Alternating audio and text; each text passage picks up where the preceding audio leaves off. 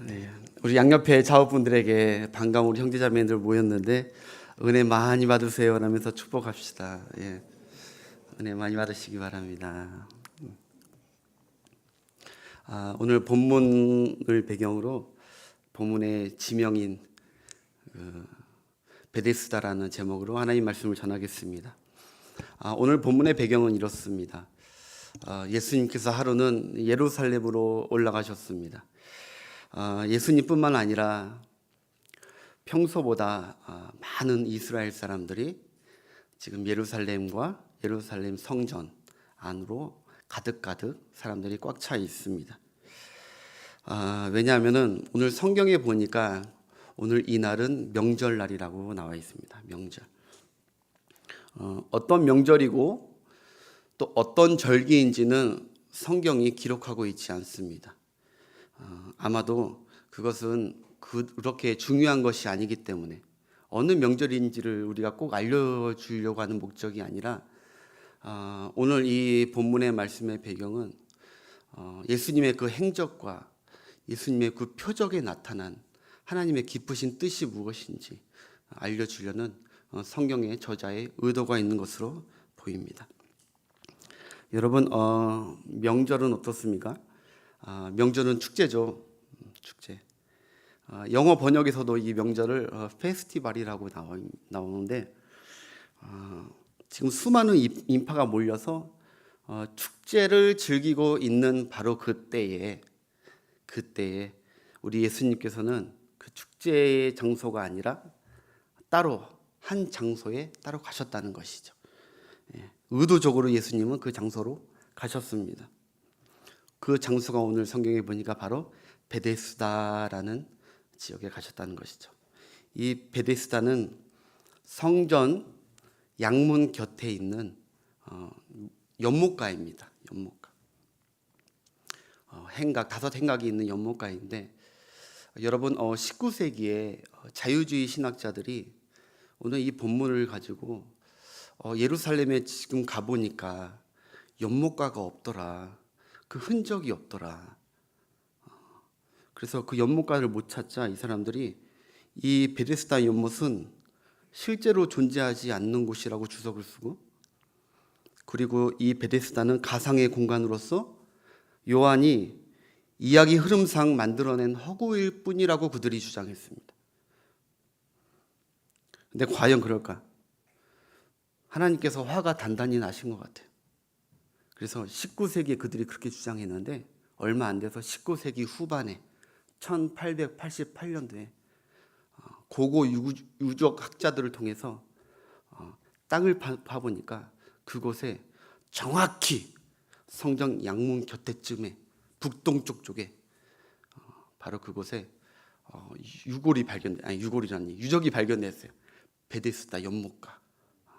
사진을 한번 제가 준비했습니다.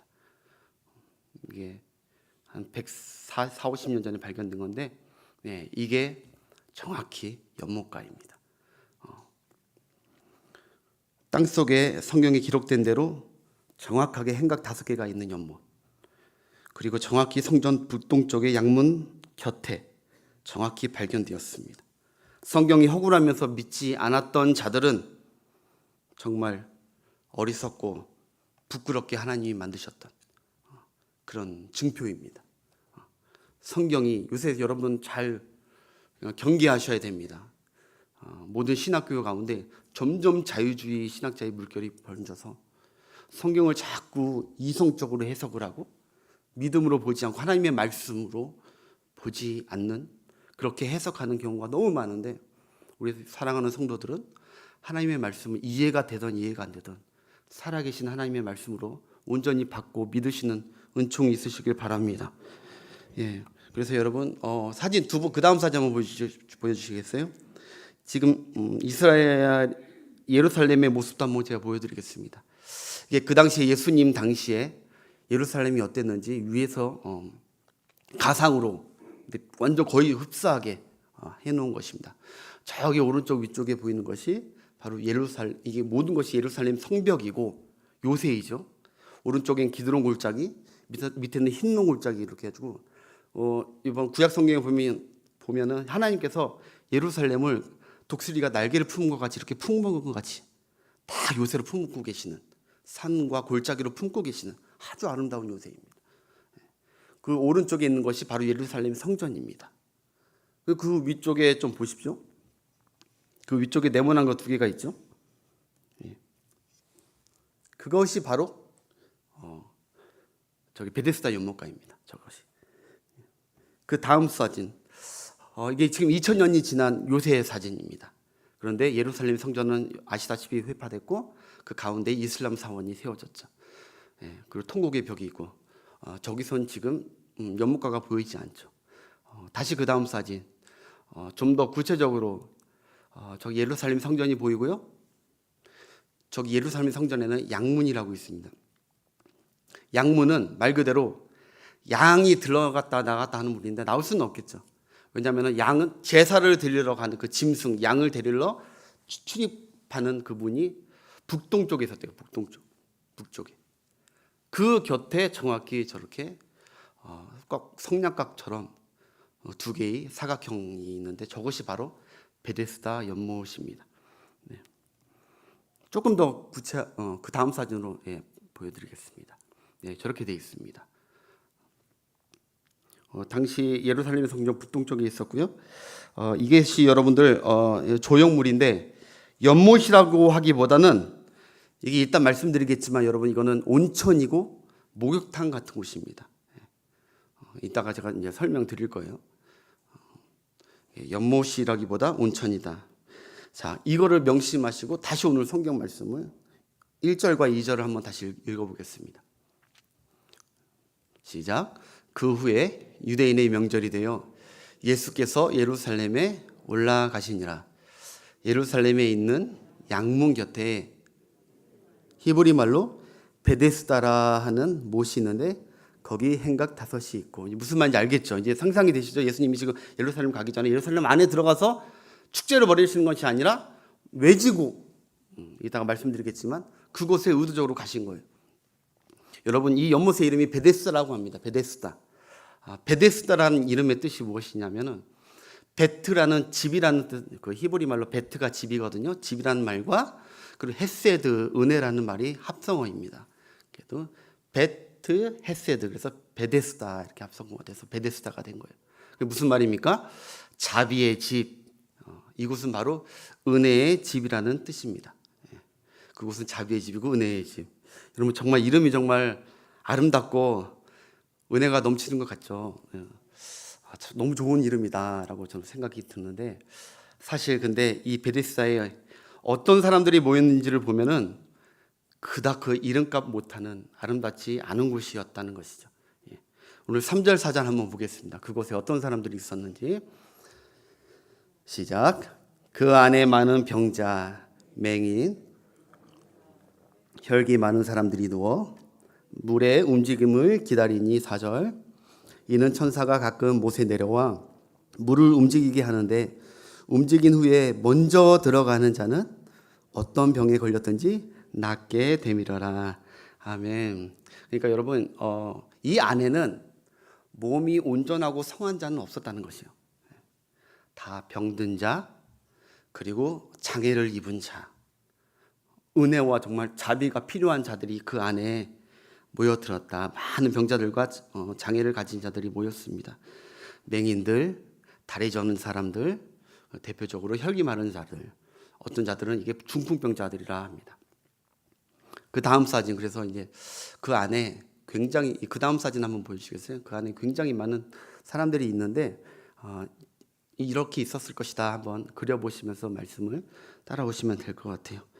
여러분 아까 얘기했지만 명절이 왔지만 축제를 즐길 수 없는, 성전에도 들어갈 수 없는 이 안타깝고 가련한 소외된 무리들의 장소, 그곳이 베데스다인데 그곳에 예수님이 찾아 들어가셨다는 것이죠. 찾아가셨다. 그런데 이들이 그냥 이유 없이 여러분 몇 날, 몇 년을 거기서 머무른 것이 아니라고 오늘 성경이 소개해요. 이 연못에는 가끔 하늘에서 천사가 내려오는데 그 천사가 내려와서 물을 한번 이렇게 휘젓는다는 거예요. 물을 동하게 한다는 거예요. 근데 이때 가장 먼저 물에 뛰어 들어간 사람이 그가 어떤 병에 걸렸던 그 병은 반드시 고침을 받는다는 그런 전설과 신화가 쭉 내려왔던 그 장소라는 거예요.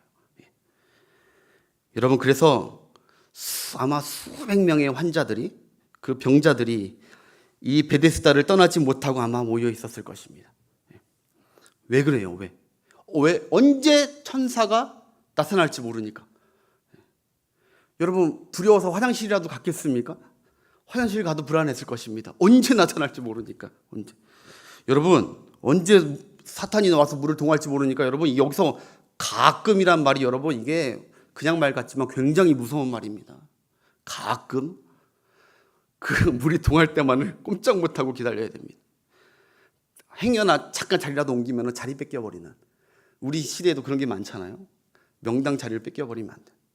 거기에 매여 사는 자들이에요. 묶여 사는 자들입니다.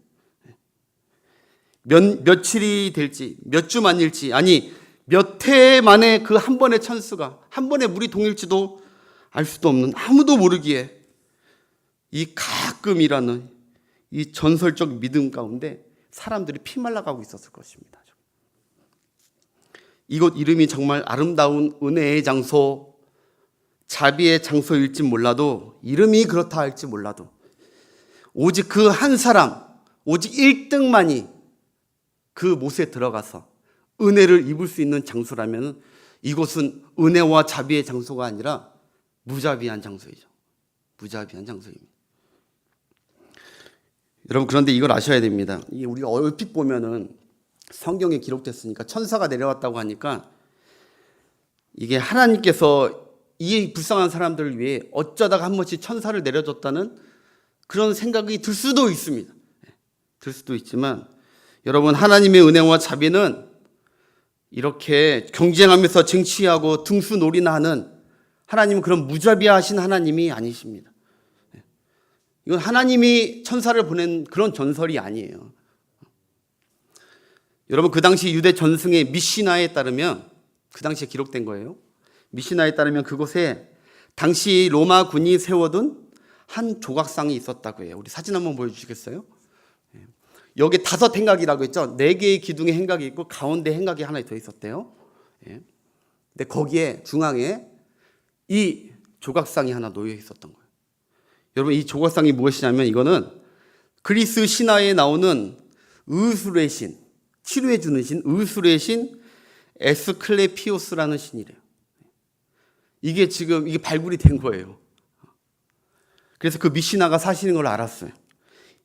이 의술의 신이 천사를 보내서 딱 한 명만 치료한다는, 그러니까 하나님도 없고 완전 이교도적인 미신 신앙의 목매인 무리들이 모인 장소가 베데스다였다는 거예요.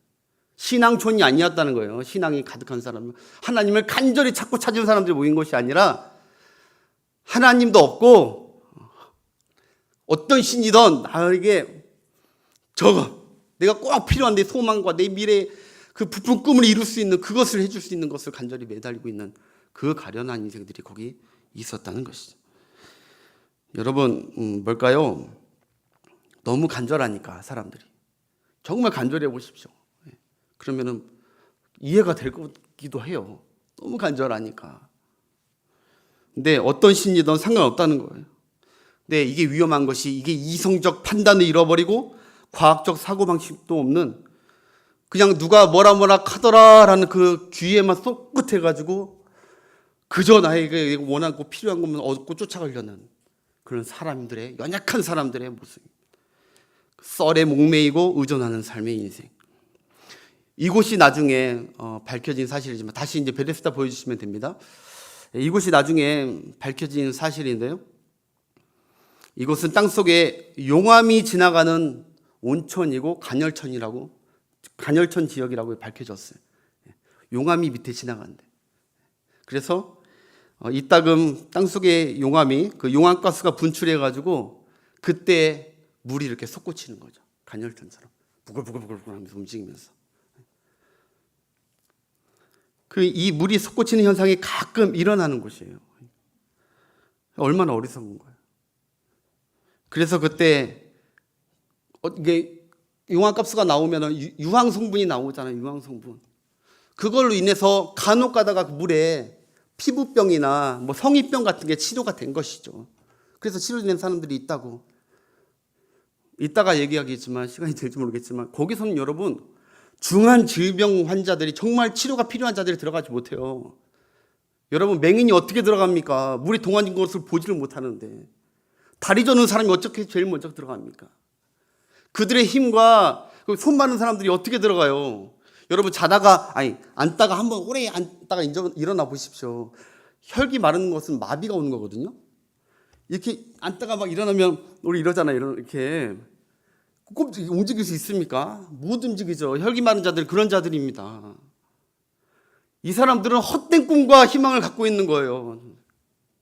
그러면서 그렇지만 소망과 희망을 끊지 못하는 거예요. 그래도 그곳에 물이 동하기만을 바라보면서 두고 있는 그 안타까운 이들의 현실. 여러분 오늘날에는 이런 미신과 헛된 누설, 헛된 썰에 목매여 사는 사람이 없을까요? 저는 오늘 이 본문을 보면서 참 기억에 남는 한순간이 기억나요. 그때가 바로 1996년, 96년 경기도 포천에 있는 할렐루야 기도원이에요. 할렐루야 기도원. 연세 많이 드신 분들은 아마 아실 거예요.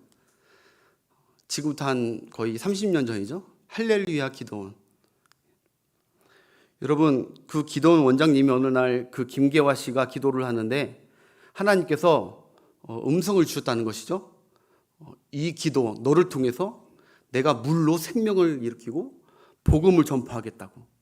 그럼 확실한 자꾸 받다 들었다는 그때부터 위험했던 것 같아요. 야, 물을 통해서 하나님께서 역사를 하신대. 그래서 내게 분명히 그런 말 했다고. 그때 경기도 그 포천의 그 할렐루야 기도원에 한 우물가가 있었거든요. 그래서 그 물로 치료받으면 만병통치약이라고 그렇게 소문을 다 냈기 때문에 사람들이 와가지고 그 물 받아가려고 한번 그렇게 소동 일어났던 거 저는 지금도 기억을 합니다. 그때 여러분들 막 그 수백 명, 수천 명이 하루에 거기에 우물가 곁에 있고 물통 들고 있고 약수터 들고 있고 그 물 받으려고. 근데 그 물이 그냥 공짜로 주겠습니까? 굉장히 비싼 값으로 줬지. 그래가지고 물의 치료, 기적의 물 치료 해가지고 각 집마다 심지어 다른 교회들은요 그 물통을 다니는 교회들도 있었대요. 거기 갔다 왔다고. 그런 성도들도 있었다는 거예요. 그렇게 하도 화자가 되고 하니까 여러분 1993년도하고 2000년도에 PD수첩하고 그것이 알고 싶다 해서 거기를 집중적으로 보도했습니다. 알고 보니까 수은 나홍털이 갈치하고 그 생명수뿐만이 아니라 뭐 성령 수술한다고 손을 집어넣어가지고 사람 손을 그냥 막 후에 파서 피가 막 나오는데 막 치료된다고 이런 미신적인 말도 안 되는 거에 그런데도 사람들이 갔다고요. 근데 알고 보니까 그 여기 손에 뭐 빨간 거 뭘 터트려가지고 핀줄 알고 그 뭔가 이렇게 검은 거 뭐 하나를 준비했다가 이렇게 띄면서 속임수로 뭐 용종을 뺐다고 이러고 사람들이 혹해가지고 거기 갔다. 여러분 그것 때문에 기독교가요. 여러분 크나큰 타격을 입고 얼마나 우리 모든 교단이 다 그 이단으로 판결을 냈는데 기독교가 그때 망신을 당했어요. 지금은 그러면 과연 할렐루야 기도는 폐쇄됐냐? 그렇지 않더라고요. 제가 이 영상 하나 짧은 겁니다. 지금 얼마 전에 올라온 영상이에요. 할렐루야 기도. 영상 한번 잠깐 보여주겠어요? 짧은 거예요.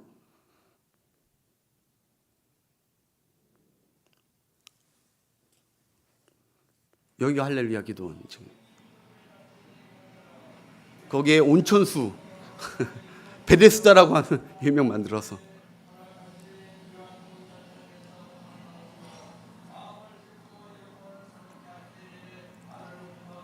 이건 그 자들이 홍보하려고 하는 겁니다.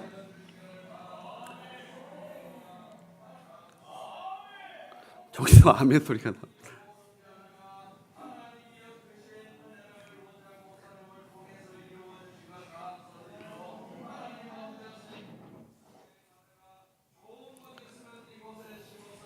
자 이제 그냥 꺼주십시오. 듣기도 좀 힘든.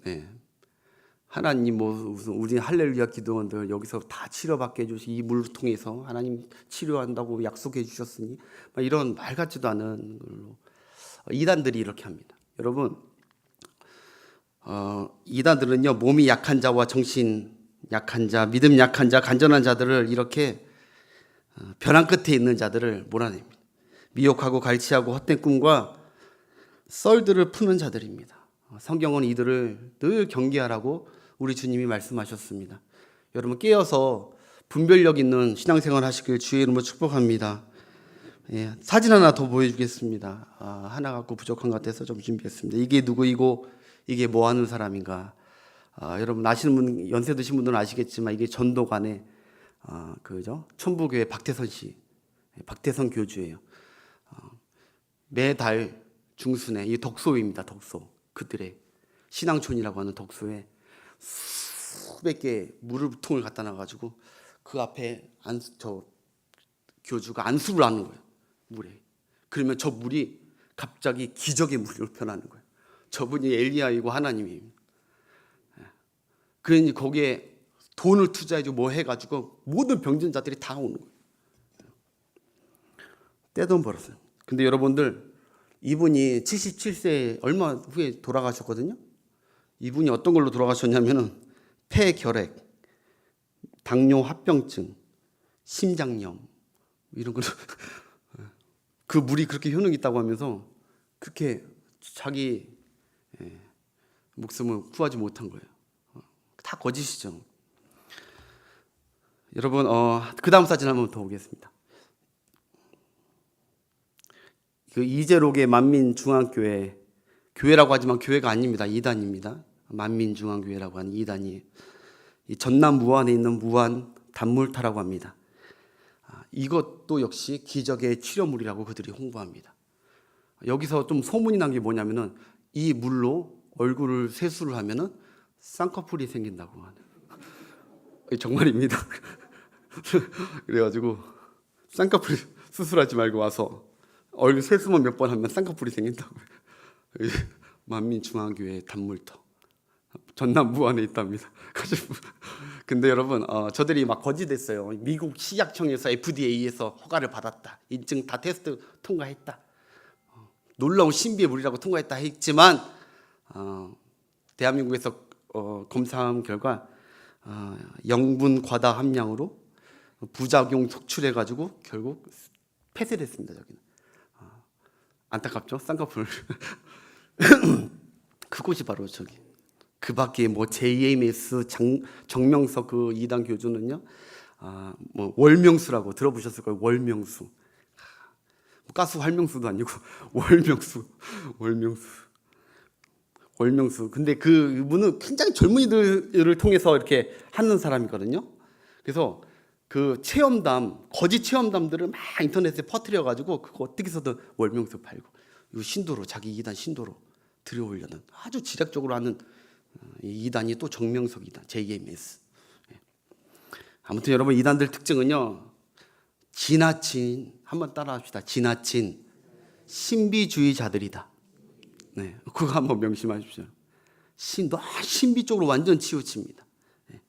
거짓 썰을, 이 이단은 거짓된 자들이에요. 우리 성경에 요한 1서 2서에도 나오지만 거짓된 거 막 썰을 퍼뜨려서 돈을 갈취하는 자들이 아주 하나님한테 심판받을 집단들이.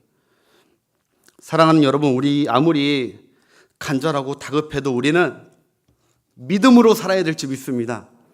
썰 믿고 누가 뭐 했다 아무리 간절하다 하더라도 신앙을 지키고 믿음을 지키고 하나님께 나아가는 방향을 택해야지 자꾸 저게 마음 쏘이고 그러면 안 되는 거예요.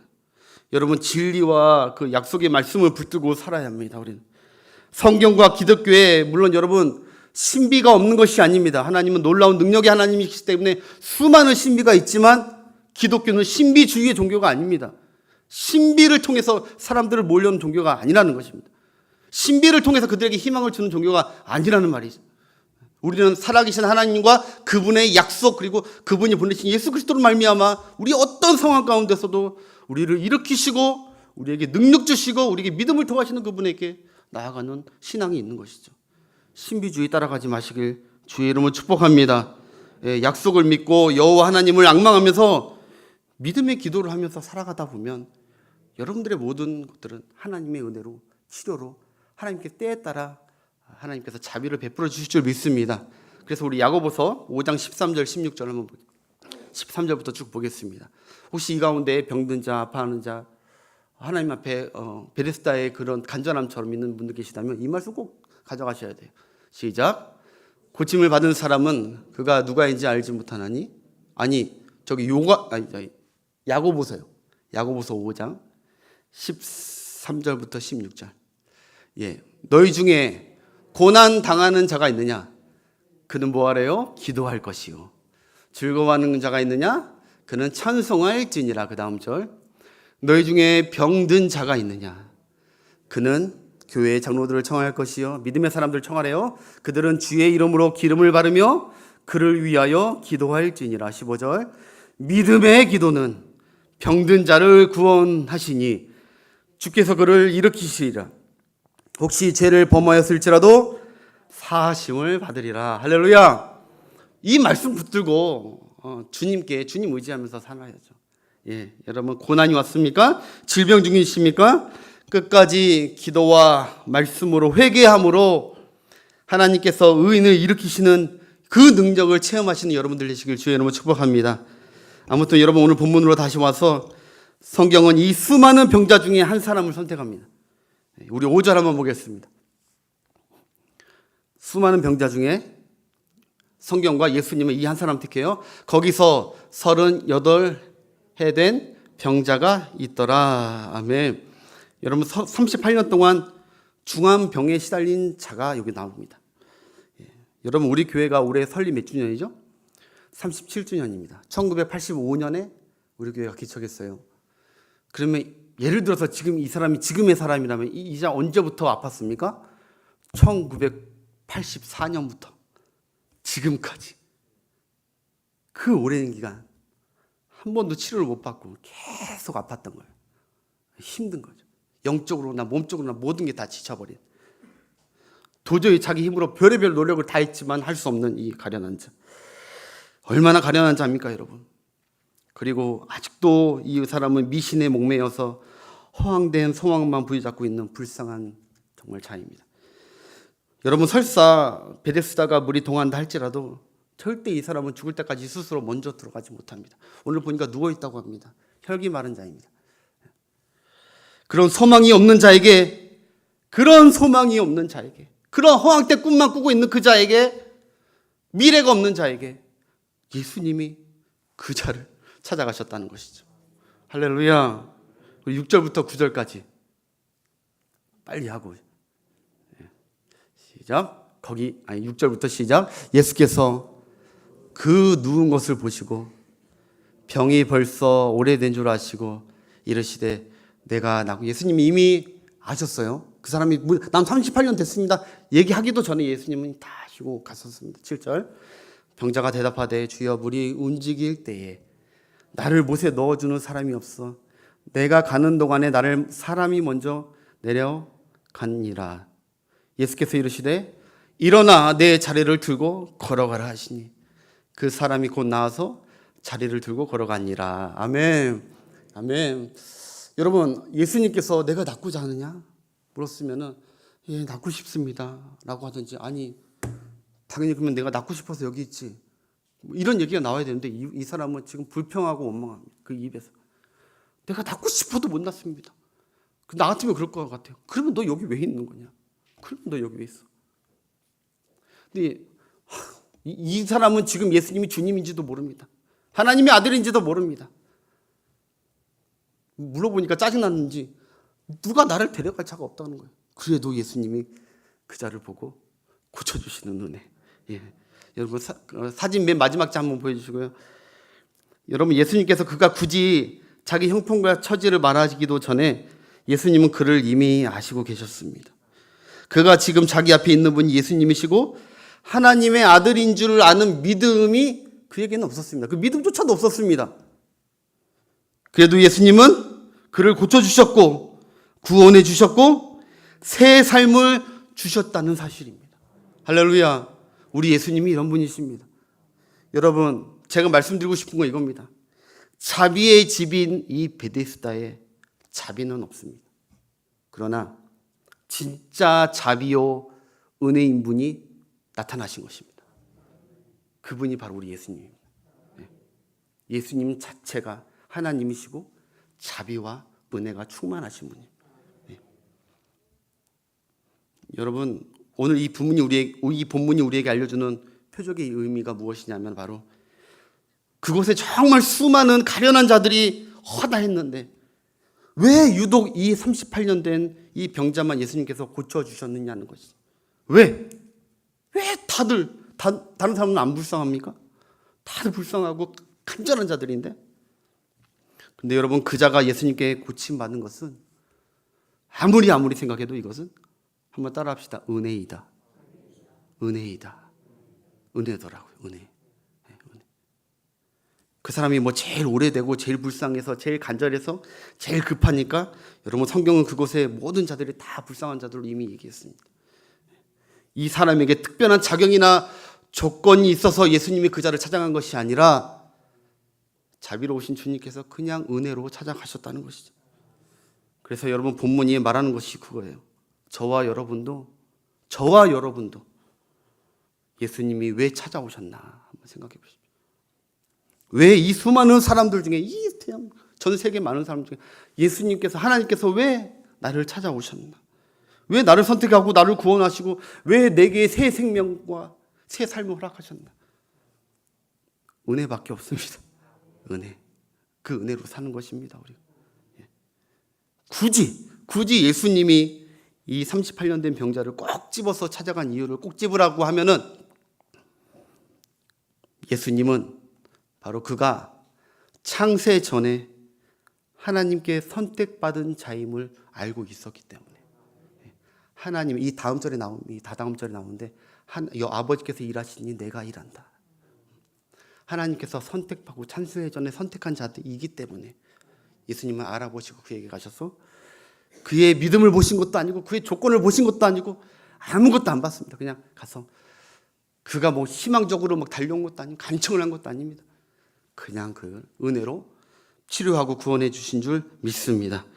여러분, 말씀의 결론을 맺겠습니다. 사랑하는 여러분, 성경에 많은 병자가라는 말, 많은 무리, 많은 사람들이란 말씀이 나오면 여러분, 그것은 예수 믿기 전에 우리의 상태입니다. 우리의 영적 상태를 나타내는 줄 말이에요.